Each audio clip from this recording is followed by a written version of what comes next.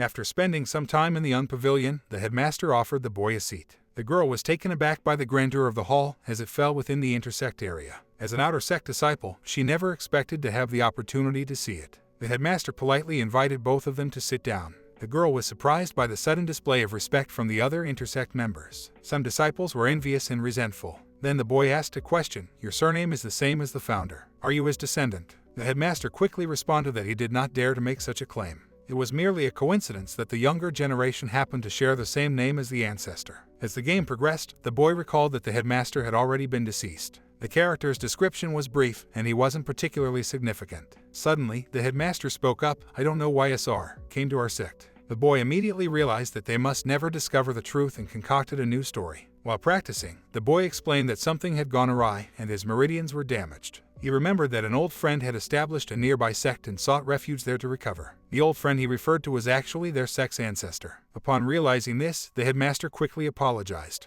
The beast cursed Elder Fang for his rudeness and disrespect towards him. Meanwhile, the beast's confident demeanor increasingly excited the girl. The headmaster addressed the girl, expressing how fortunate she was to have been spoken to by the sect's predecessor. He attributed her rapid cultivation to this encounter, but the boy interjected, stating that her talent was the main reason for her advancement. The headmaster then humbly bowed and acknowledged their earlier presumption, apologizing for not properly extending an invitation. Now that the beast was present, he would be treated as a distinguished guest. The boy then smiled and reverted to his beast form. As soon as he transformed, he exclaimed, "Quit to the system." The bystanders were perplexed by the unfamiliar word and couldn't comprehend its meaning. The headmaster urgently instructed his disciples to promptly arrange lodging for the senior. The disciples swiftly departed, and as the day wore on, nightfall arrived. In the headmaster's chamber, a disciple informed him that accommodations for the senior had been secured. The headmaster instructed the disciple to leave first as he would be arriving later. After the disciple departed and closed the door, the headmaster whispered to a shadowy figure, expressing gratitude to Deacon Lin for providing time and opportunities for their sect. If they could prolong the senior's stay in their sect, it would be advantageous for their future. As it turned out, the shadowy figure was Deacon Lin himself. He revealed that he had already assessed Buing's talent and found it to be exceptional, even surpassing Tian's. If the senior were to groom her, his or her sect would acquire another formidable cultivator. However, the headmaster interjected, mentioning that Fang Bu wouldn't let the matter go after his disciple's death. He urged Deacon Lin to restrain Fang Bu for the time being. Suddenly, a loud cry echoed from outside, causing both of them to become alert. Deacon Lin expressed his intent to investigate but was unable to finish his sentence. The entrance gate was shattered open, and Fang Fengbu appeared, cackling as he greeted Lin Gu. "I regarded you as a brother, but I never imagined that you would become the headmaster's lapdog." Upon seeing him, they were both taken aback, but what was more alarming was the sight behind him, for it was the most loathed enemy of humanity.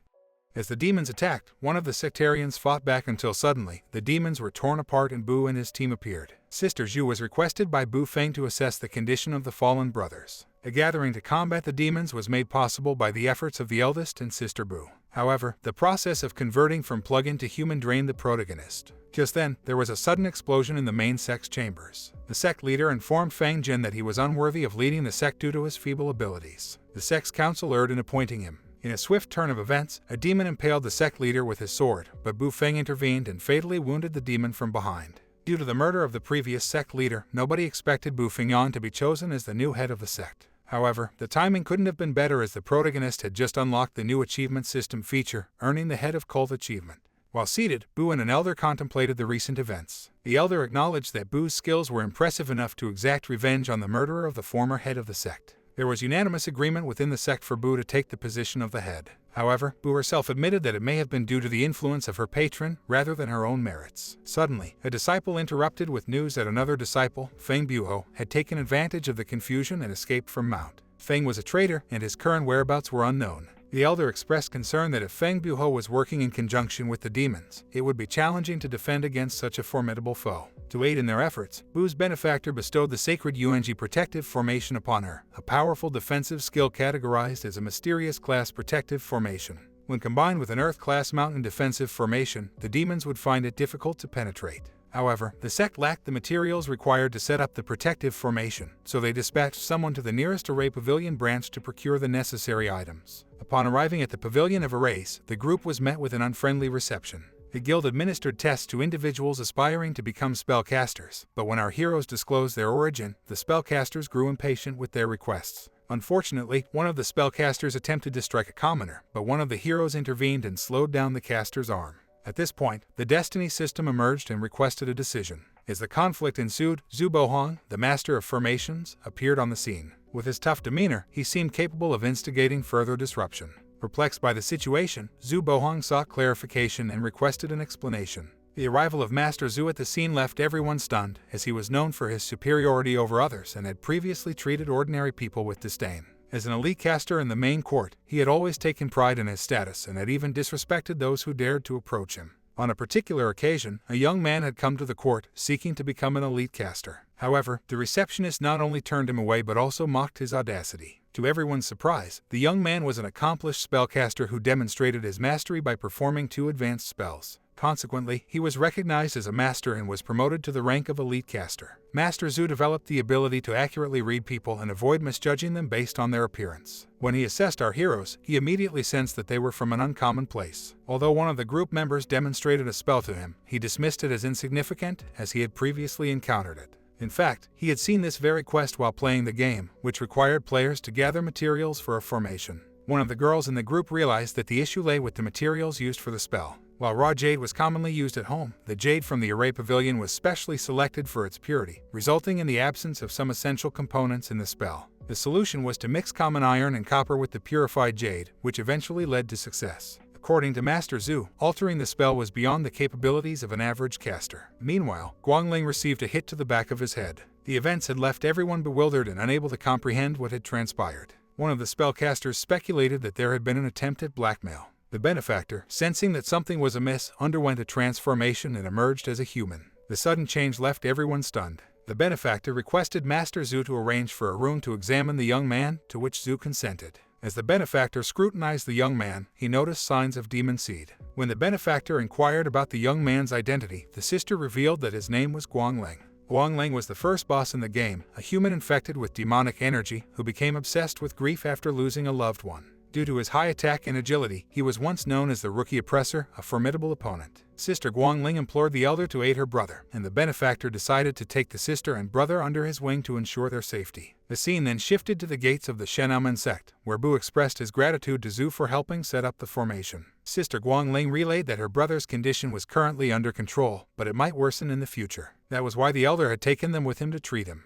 The protagonist was now on the verge of embarking on the main quest to prevent the apocalypse, but he required 3 more members to complete his team. The protagonist believed that without an object of attachment, the connection with Guan Yu, Guanlin's sister, would remain inactive despite accepting her as a character. Unfortunately, her brother, Guangling, was not strong enough to join their team. Suddenly, a rumbling sound emerged from outside the door. The benefactor opened it and discovered Guan Yu and Guanlin, who were eager to clean. They expressed their gratitude to the elder for accepting them into the sect, but they had nothing to offer except for a pendant. The protagonist recognized the pendant as the blood jade of the Beast King, a magical treasure of the middle rank of the mysterious class. Such an object had only been found in Guangling's dungeon. Although not high grade, the pendant was suitable for all professions, and if the user was lucky, they could receive good attributes. The elder accepted the gift and sent the siblings off to train. The pendant proved to be top-notch in all attributes. Upon receiving the pendant, the first greatest treasure looted achievement was unlocked, and an attribute stone was rewarded. If the user received the explosive damage attribute, the bloody jade would be perfect. The elder secluded himself in his room and inserted the blast damage attribute into the pendant but could not reach 200%. Meanwhile, nearby factions were converging on Shenaumen, with aggression brewing. In a fit of rage, one sect member attacked another, accusing the Shenaumen sect of collaborating with demons and attacking their faction. They had come to vanquish the Shenaumen sect, and after invading the property, they found it deserted except for our heroes who were practicing spells. Before the attackers could make a move, Master Zhu set up a defensive array that caught them off guard, and it turned out to be an ambush. The protagonists tried to reason with the invaders, but they remained skeptical of their intentions. Despite their efforts to break through the defensive array, Master Zhu intervened in the conversation, and a misunderstanding was eventually cleared up. It transpired that Feng Buho, along with the demons, had attacked other sects, and the rest had concluded that the entire Shenaumen sect was now in league with the demons. After the explanation, Zhu lifted the spell, but then one of the disciples arrived with news that another disciple had been severely injured. This led to the question of who was responsible, as it seemed impossible for one of the invaders to have colluded with a demonic beast. Bu took it upon himself to challenge the suspect. As the invaders revealed their identities, Zhao Yuobin, famously known as Wanjin's Palm, stepped forward. The elder remembered him as the first elite monster in Guanling's dungeon and one of his warriors. Despite his stoic demeanor, he was notorious for joining the demons as soon as he got the chance, much like Feng Buho. A duel ensued, and the spectators were in awe of Zhao's precious class martial arts, far superior to the other sect's lower 5-class martial arts. One of his improved martial arts even belonged to the luxurious middle 4 classes. Despite his impressive skills, Zhao fell to a piercing blow, and the invaders admitted defeat. After the confrontation, the elder retired to his room for some cultivation. When he returned, he encountered Guanlin, who was busy cleaning the courtyard.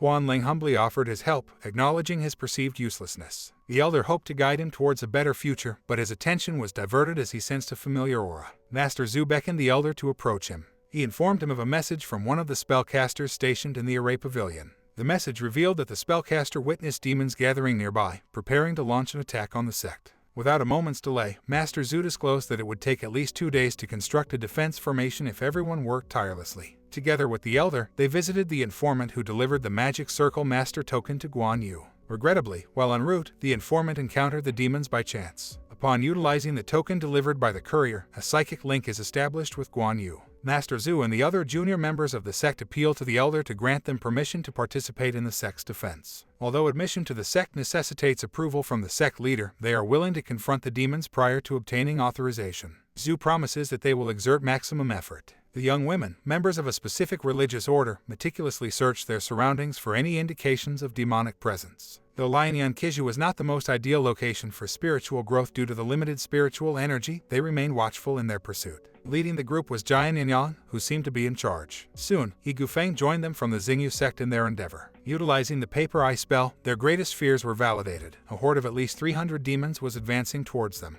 As the demons neared their sect, the group prepared for an imminent assault. Unexpectedly, the encroaching demons activated a trap that left them both shocked and furious. The Xingyu sect, considered a mere 3rd-level sect, had managed to create Earth-class mountain defense formations and employ Earth-class spells. The demons found this inconceivable. Feng Buho, an ally of the demons, was equally astonished by the Xingyu sect's capabilities. The demon leader expressed his annoyance at Feng's failure to recognize the sect's true strength, which had resulted in considerable casualties within their ranks. The sect members engaged in an intense battle against the demons. While the transformation ability was potent, it came with the drawback of demanding constant spiritual energy expenditure. Fortunately, leaders from other sects, who had taken refuge in Shenhamen, were able to join the conflict without any obstacles. Amidst the battle, a demon suddenly materialized before the elder and morphed into a human form, igniting another confrontation between them. As the battle continued, the elder struck a decisive blow against the demon, slaying him. However, the sword he used splintered into fragments upon impact. Observing this victorious moment, the other's spirits were lifted, encouraging them to persevere. Concurrently, Feng Buho attempted to escape the turmoil but was unexpectedly blocked by a group of 3 sect members. Although Feng initially tried to fight them, the trio interrogated him instead. Feng revealed that his own pupil had been killed by the same group of sect members, resulting in his expulsion from the sect.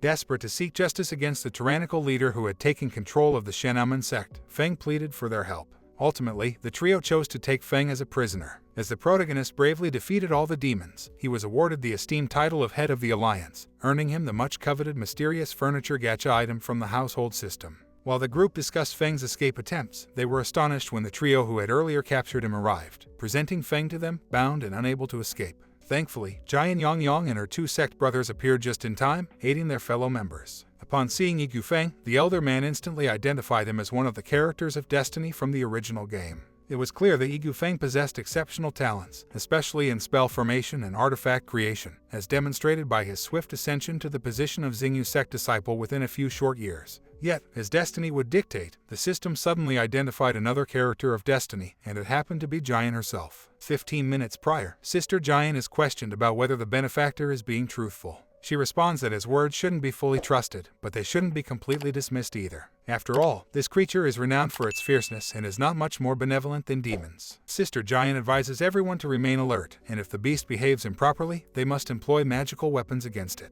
The prevailing concern among everyone is how to handle Feng Buho. Simultaneously, Feng pleads for leniency, claiming that he has been ensnared by demonic influences. Out of reverence for the elder, representatives from all sects have convened to meet him. If they are granted permission to witness Feng Buho's execution, all resentments will be resolved. With the senior's help, the Shenhamen sect would no longer be obscure and ridiculed. Subsequently, we see the elder, in the guise of a beast, unveiling the gacha. A wooden tea table emerges for him. The table is crafted from a single piece of spirit wood and possesses heat-regenerating properties, which can be utilized to prepare tea leaves. The leaves, in harmony with the tea table, can be employed to fortify one's mind. The elder, however, can only activate this effect. The elder relishes the brewed tea. There's a knock on the door. It's Guangling. He informs them that Jian is seeking an audience with the elder.